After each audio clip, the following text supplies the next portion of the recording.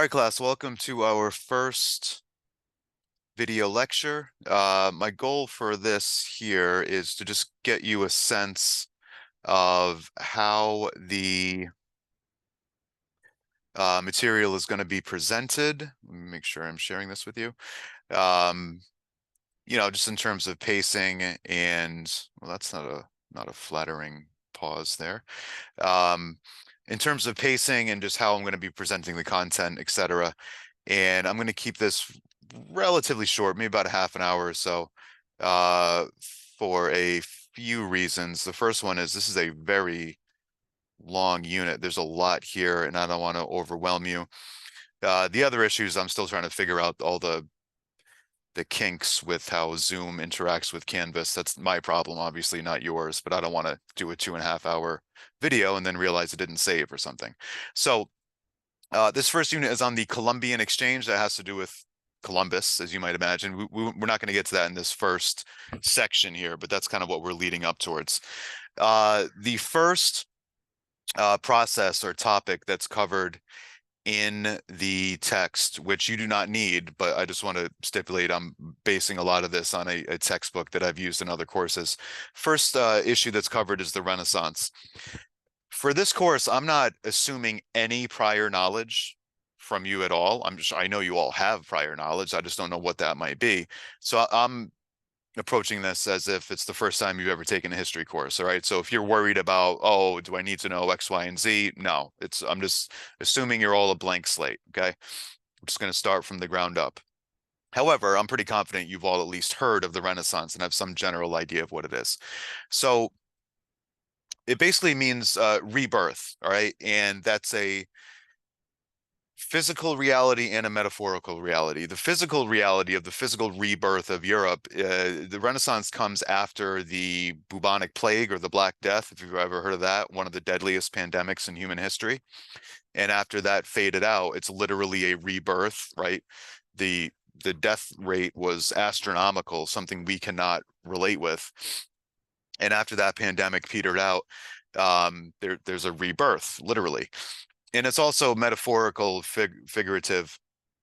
It's a rebirth of the standard of living, the security, the prosperity that had existed previously during the Roman Empire. And then there's this 1,000-year period of the Dark Ages, is a term that you may have heard before, where all these standard of living indications, life expectancy, economy, security, travel, trade, everything goes in the wrong direction for a long time. And the Renaissance is the process of Europe kind of getting back to a high level of wealth and security, etc.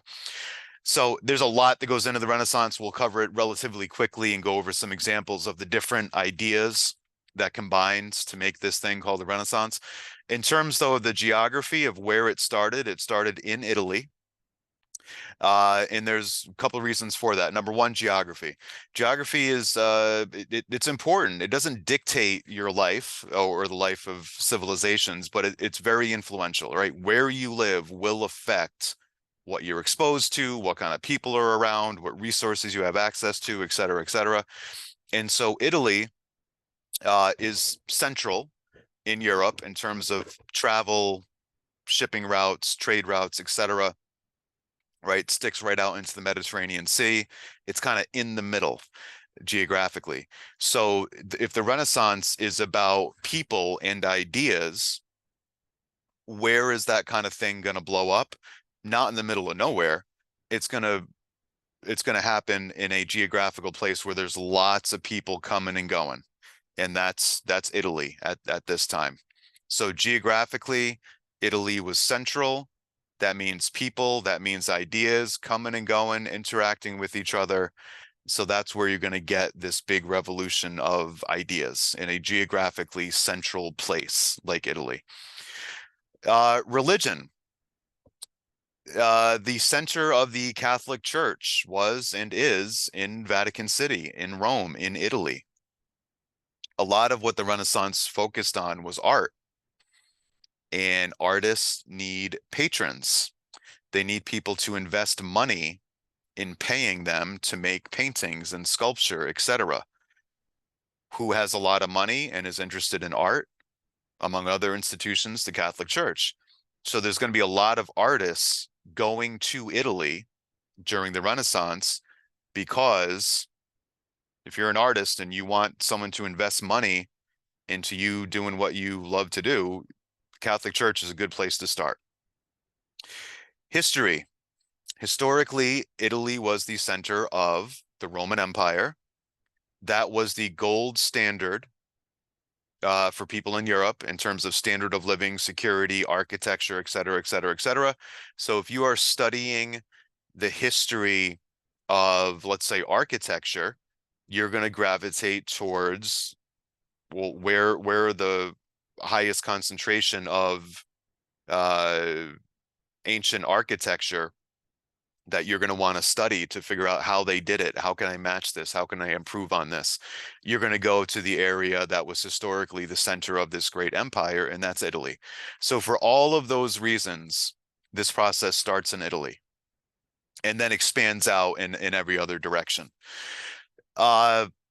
So we'll go through kind of a few disciplines one at a time, very briefly, because the Renaissance could be an entire semester, but we're going to do it in like a half hour or so.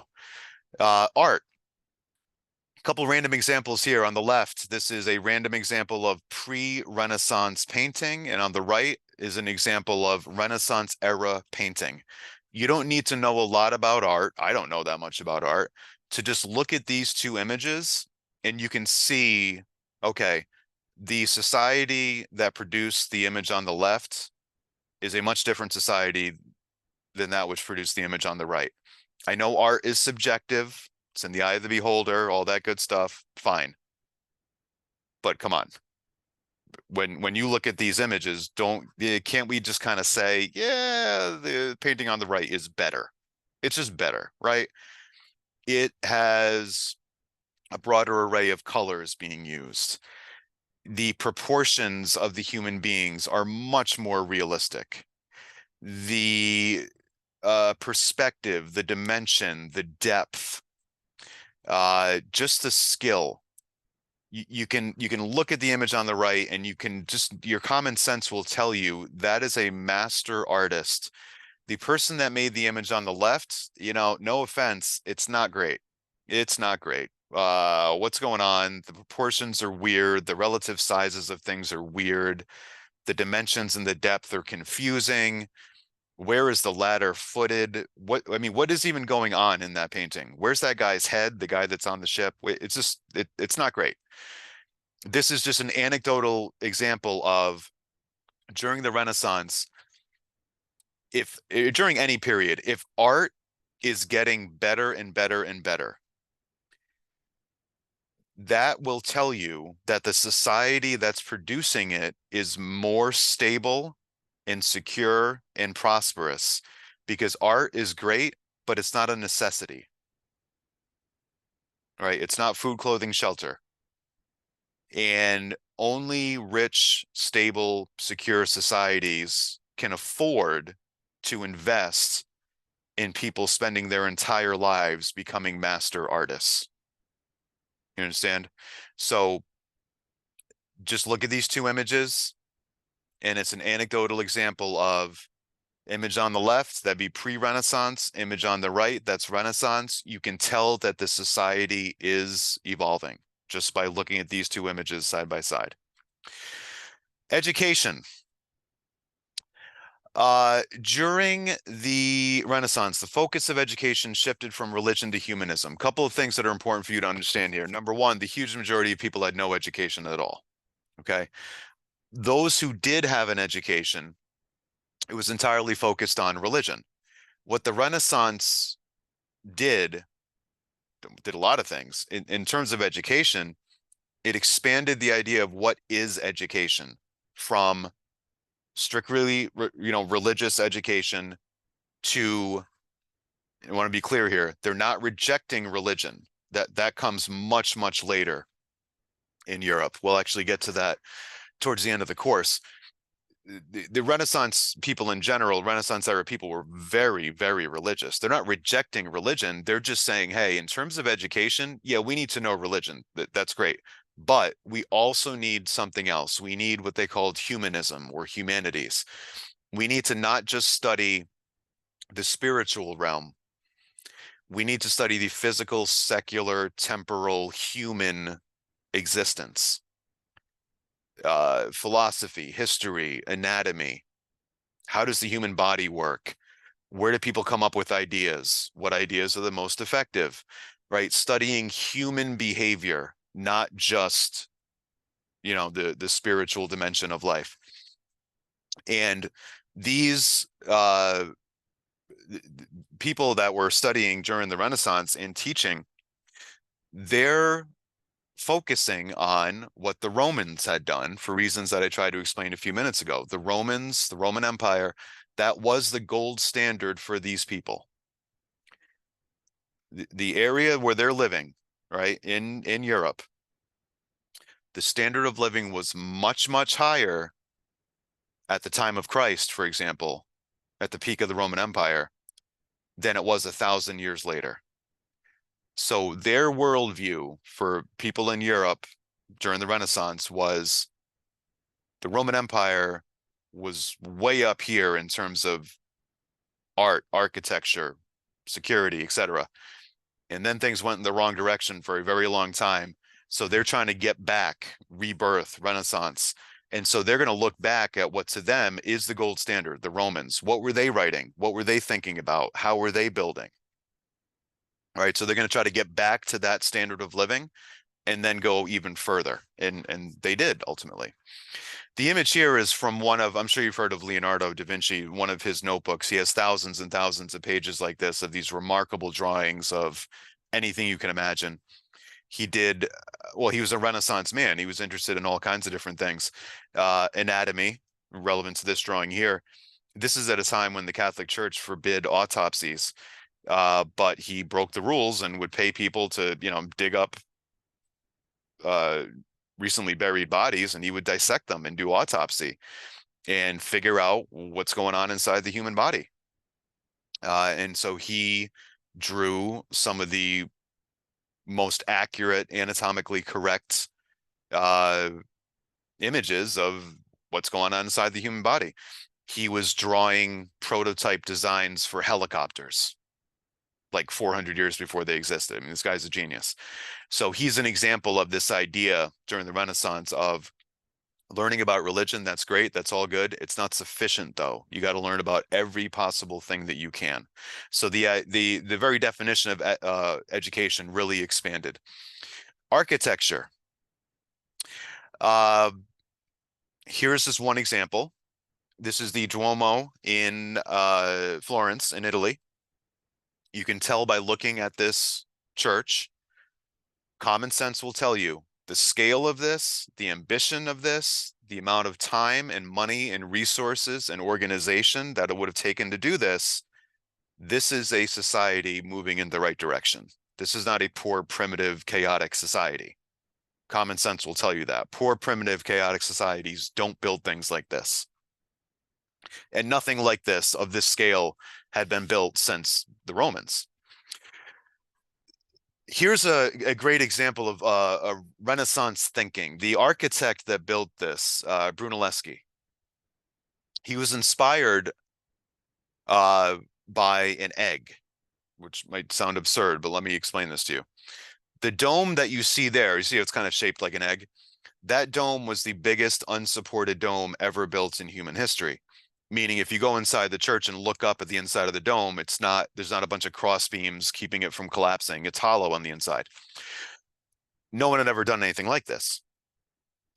He realized that the properties of an egg, just random egg from a chicken, could be applied to architecture to build something that no one had ever been able to build before.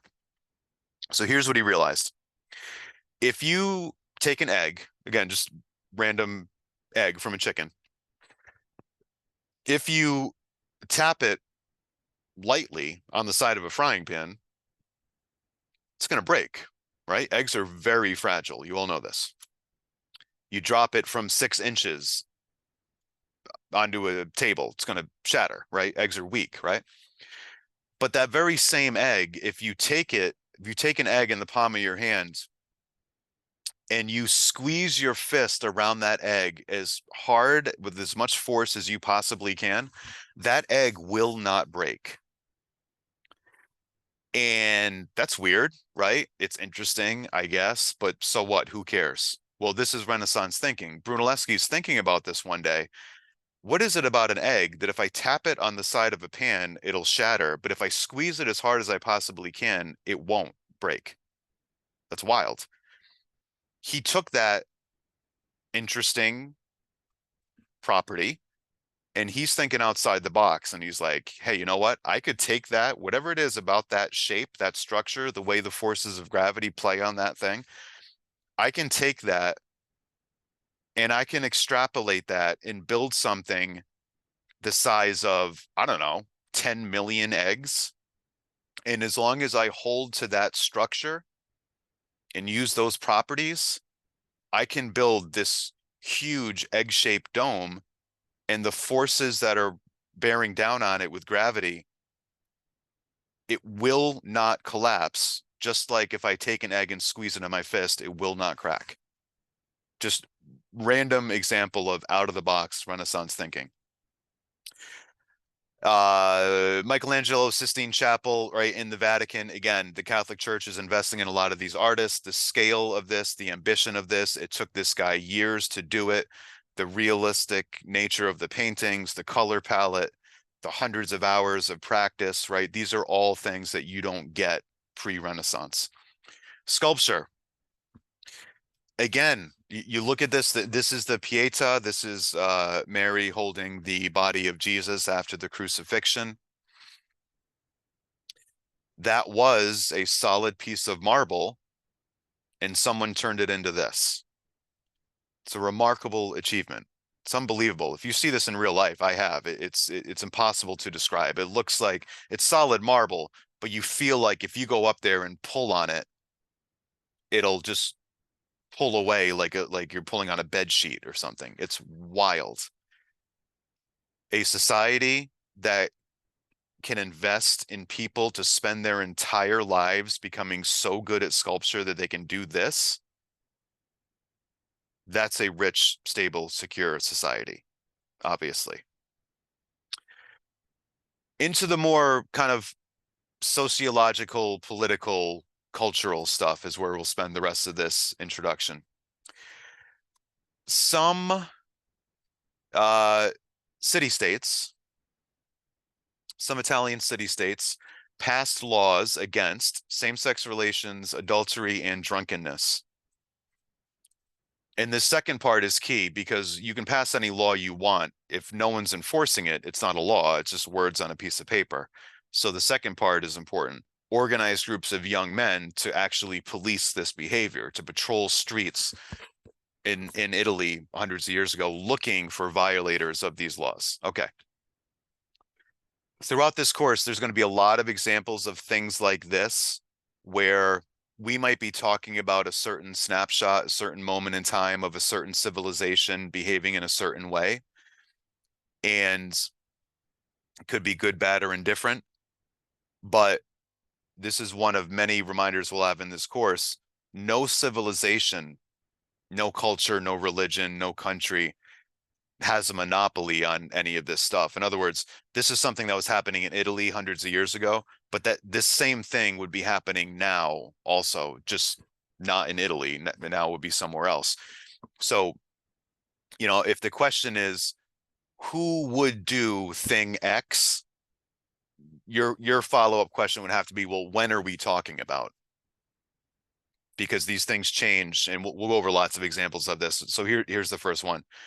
Who would have laws where there are men roaming the streets harassing people if they're dressed immodestly, according to the government? Well, hundreds of years ago, you would see that in Italy during the Renaissance. Today, you wouldn't see that in modern Italy, but you would see it in other places. So what's going on in this photograph here, you can clearly see there's a woman who's being accosted by these two men. One of them is in uniform, so that tells you they're an agent of the state, the government, wherever this is. The other one's in plain clothes, but you can tell they're authority figures approaching this woman in a confrontational manner. She's clearly distressed. What is she doing wrong? Well, this is from Iran, modern day Iran, in the Middle East. And what's she doing wrong? She's breaking the law. She's out in public as a woman without her hair covered. That's illegal in Iran today. So, what kind of culture would pass laws controlling the way people are dressing in public? Again, that's not sufficient. Any culture could do that. It depends on when we're talking about. Hundreds of years ago, you would see that in Italy. Today, you would see that in Iran, for example. And look, I'm not talking about, public nudity. Public nudity is illegal almost everywhere. I'm talking about something that in the West we would consider like, really? You're going to harass this woman and lock her up because she's not covering her hair? Really? Yeah. Different societies have different moral codes and they will enforce those codes, and those codes do evolve over time. So there'll be a lot more examples of that as we go throughout the course. Bonfire of the Vanities. This is a big one, and I think you may get some ideas here on a current event that you might do on this. In the context of Renaissance Italy, some Italians would burn books, cosmetics, makeup, musical instruments, paintings, anything else they felt was immoral. Okay, so anything that I present to you in this course, if it's just something that happened hundreds of years ago somewhere else and that's it, I'm not going to bother wasting your time with it because who cares? It's not relevant to your life. What I want to focus on in this course are things that happened hundreds of years ago somewhere else. Most people aren't going to be automatically interested in. It's like, who cares? I'm living now. Like, why does this matter? It matters because these things still are happening today. All right, there's nothing new under the sun. If you are familiar with Ecclesiastes, it's important to understand what they were doing in Renaissance Italy in terms of Bonfire of the Vanities, because that impulse is still with us in parts of our society today. So I want you to understand the impulse here. They would burn things that offended them. And look at this is interesting. Paintings. This is during the Renaissance, right? I thought they're big into painting, right? Yeah, they are. Why would they burn paintings? Well, they have to be the right kinds of paintings. If someone paints something that offends the powerful institutions, they're going to destroy them. So what is this about? This idea of Bonfire of the Vanities. It's about people in Italy hundreds of years ago would burn stuff. Well, again, who cares? Because it speaks to a still relevant, very common human impulse that I want you to think about. Certain people, wherever and whenever we're talking about, will react to things they don't like or the things that they find offensive by wanting to destroy those things. Okay? So I want you to think about when, if ever, is that the appropriate reaction? Here's an example from the United States hundreds of years after the Renaissance. Another literal bonfire. These are people burning Beatles records. And what's the problem? It's not just that they don't like the Beatles. The Beatles are the best-selling musical artists in human history. A lot of people really like the Beatles. It's that they were offended by something that the Beatles did, and they reacted, just like people did in Renaissance Italy, by burning it, destroying it. Here's what happened. John Lennon, member of the Beatles, insanely overrated, but that's just my opinion. If you like the Beatles, I'm very happy for you. John Lennon gave an interview in the mid to late 1960s saying that the Beatles were, quote, bigger than Jesus. And according to him, what he was trying to say was that at the time, young, especially young people in in the UK, in Britain, were much more likely to be Beatles fans than they were to be, uh, religiously devout. The average 16-year-old, let's say, in England was much more likely to be a Beatles fan than they were to go to mass every week. And you know what? He probably was objectively correct when he said that. However, a lot of people in the United States and elsewhere, but especially in the US, took that the wrong way. They were very offended. They thought in their mind, the way they internalized that was, this guy, this musician, is saying he's more important, he's bigger, quote, than the Son of God. Excuse me. And they were offended, and they found that sacrilegious and blasphemous and everything else. And they reacted by burning the thing that offended them.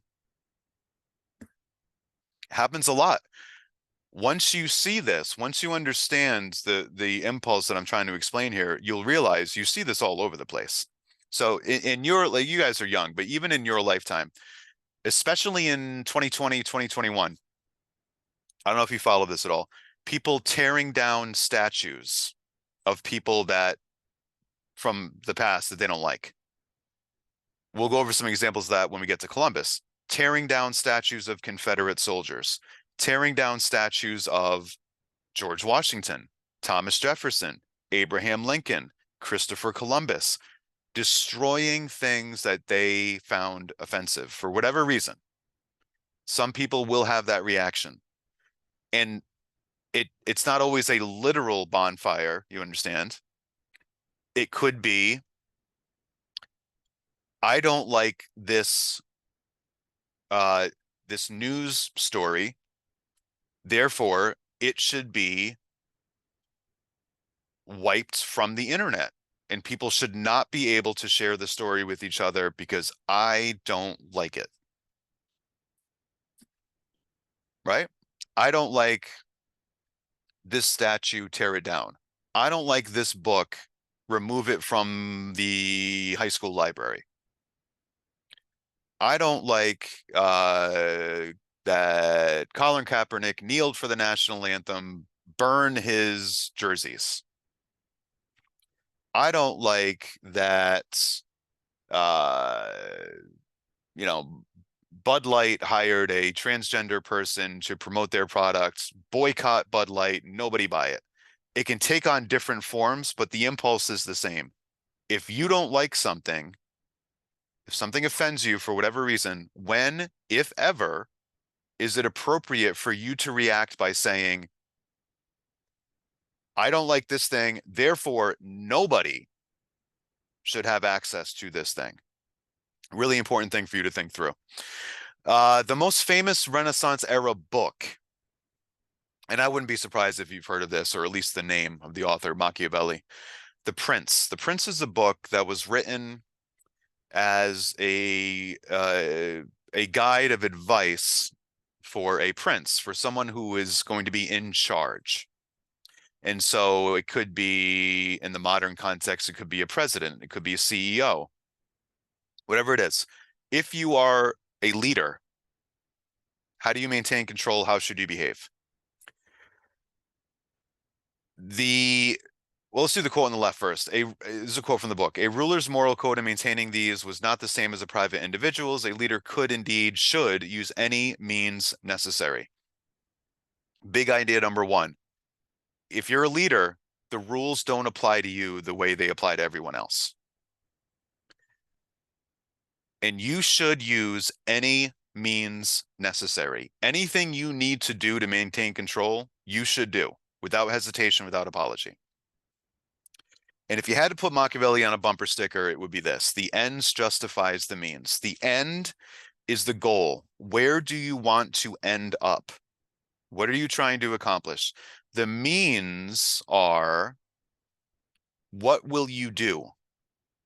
What actions will you take to achieve your ends, to achieve your goal? And the ends justifies the means. What he's saying is any means necessary. There is nothing you shouldn't do to accomplish your ends. Any means that you use are justified by the fact that you are trying to accomplish the end. Now, for most people, and you should think about this, how does this relate to your personal life? Because we all have to make these calculations in our personal lives. The ends justifies the means. Is that true? And more importantly, when is it true and when is it not true? Okay. Now for Machiavelli, what he's being very clear. He's saying for the ruler, it's always true. The ends justifies the means, period. Whatever you need to do, you do it. There's no line. There's no limit. You do everything you need to do, even if it's a horrific thing, in order to accomplish your ends. And you do that without apology. For most people, I think, it's a little more, well, it depends on the details, right? So let me walk you through an example of a means. What would you do to accomplish a certain goal?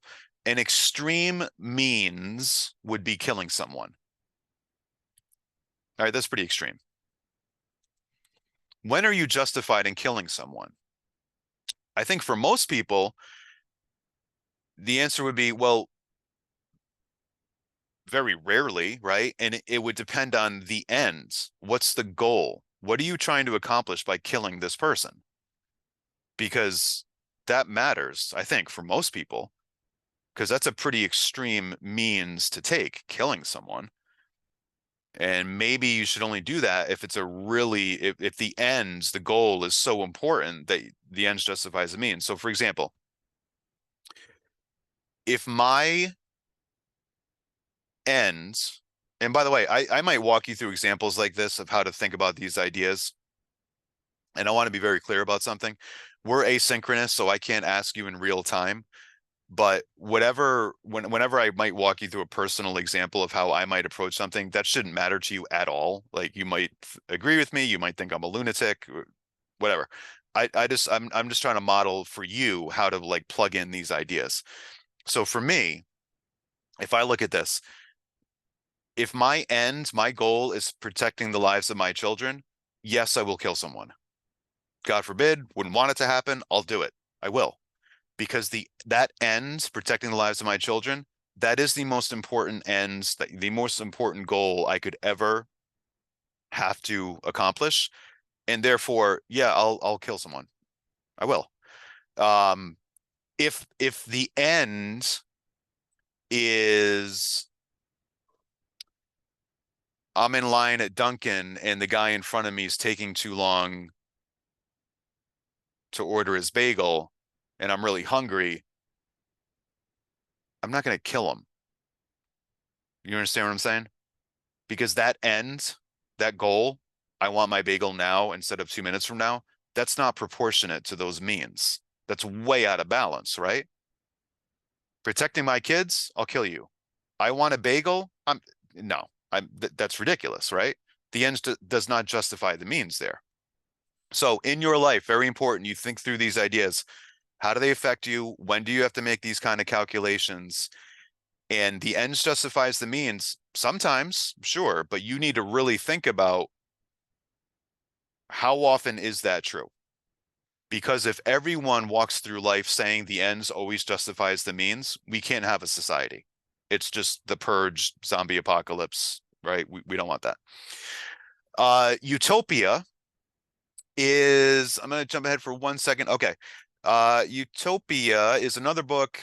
So usually in most textbooks or most accounts of the Renaissance, if they talk about books that were written, the prince is almost always mentioned. And if there's a second place, it's probably Utopia. And they're often portrayed as kind of like a yin and yang way of looking at the world. They kind of, opposite sides of the same coin or whatever you want to say. Utopia, well, the word utopia means no such place. So Machiavelli is writing about the world as he sees it. And a lot of people think he's very pessimistic and dark. But a lot of other people say about Machiavelli, no, he's realistic. The world is a brutal, dangerous place. And you got to have your eyes open. You got to be tough. And that's Machiavelli. Utopia is much more, well, it means no such place. So utopia is not written about how is the world in real life. Utopia is more like how things should be. So here's a quote from the book. In other republics, and what Thomas More means when he says other republics is in the real world, the way things are, everyone knows that if he doesn't look out for himself, he'll starve to death, however prosperous his country may be. In other words, in the real world, if you don't work, you don't eat. Even if you live in a really rich country, you will be poor. And that's true, isn't it? We live in a very rich country. That doesn't mean you're automatically going to be rich if you just sit in your basement all day playing Xbox. It's not how that works. You don't look out for yourself. You might not literally starve to death, but you will be poor in a rich country. That's how things are. But here's how he thinks things should be. In utopia, where everything's under public ownership. Now, pause. Later in the course, we'll get to modern socialism and communism.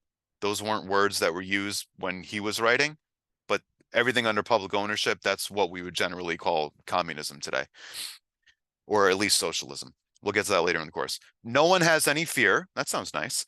No one owns anything, but everyone is rich. Okay. Good luck figuring that out.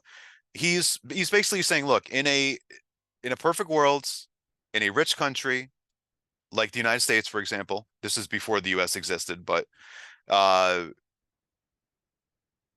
everything should be shared in common and there's no private property, but everyone's rich because the country as a whole is rich. Therefore, we're all one big happy family. Awesome. Sounds great. Here's the catch. Another quote from the book. In utopia, in this ideal heaven on earth, all problems have been solved. Problems such as poverty and hunger have been solved. Awesome. Sign me up. Sounds great. By a benevolent government, a government that loves you. Is there any such thing? You should ask yourself that question. Here's the catch. This is a big catch. Because utopian institutions are perfect, however, the government is perfect because the government is capable of solving all problems. And so because of that, dissent and disagreement are unacceptable.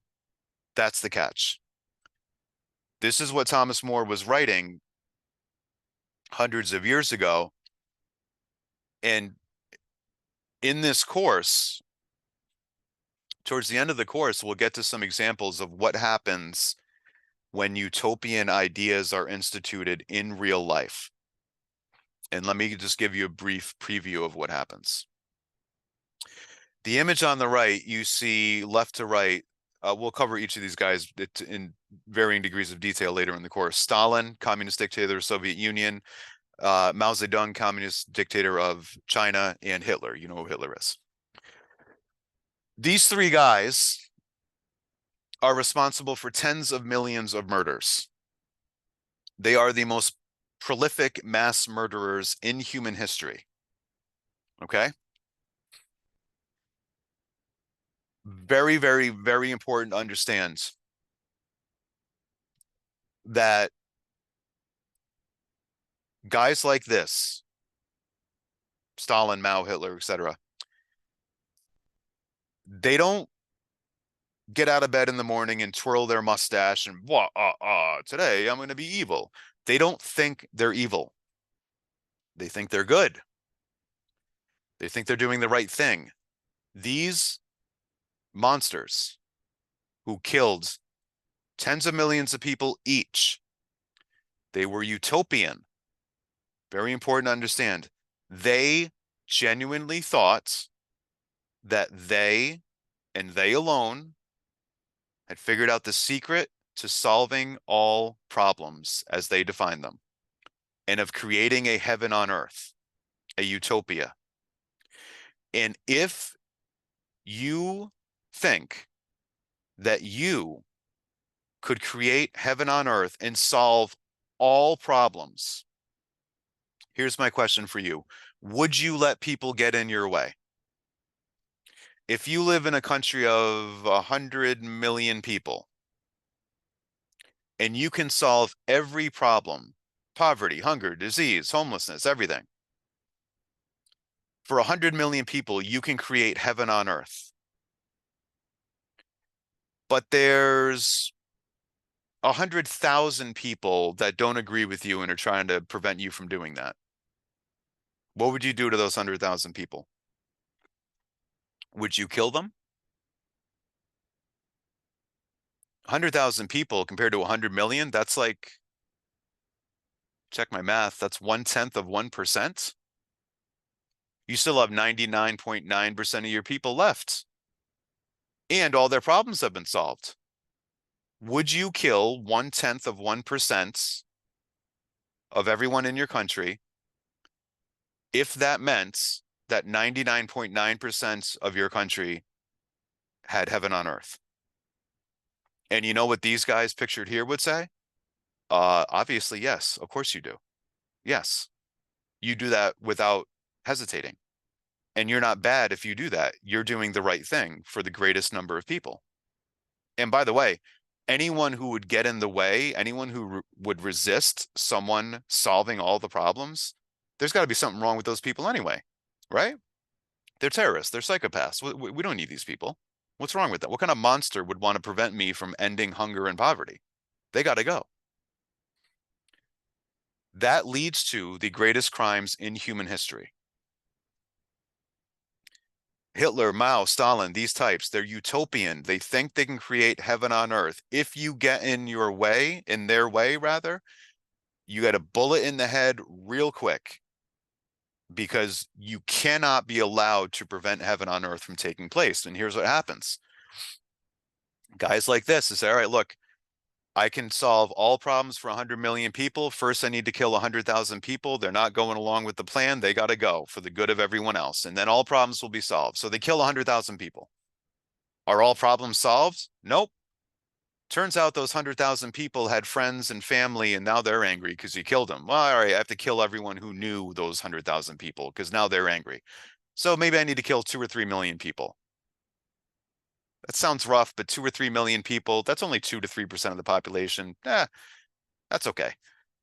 So I kill 2 or 3 million people. Does heaven on earth magically materialize? No. Well, what's the matter? Could it be that my ideas are incorrect and that nobody knows how to create heaven on earth and solve all problems? No, it can't be that. It must be that I didn't kill quite enough people. So it turns out I need to kill 10 million people. And you understand where this goes, right? It never ends. Heaven on earth, everyone wants it. Whatever that means, it means different things to different people. If you give the government the authority to solve all problems, what history tells us is that they will end up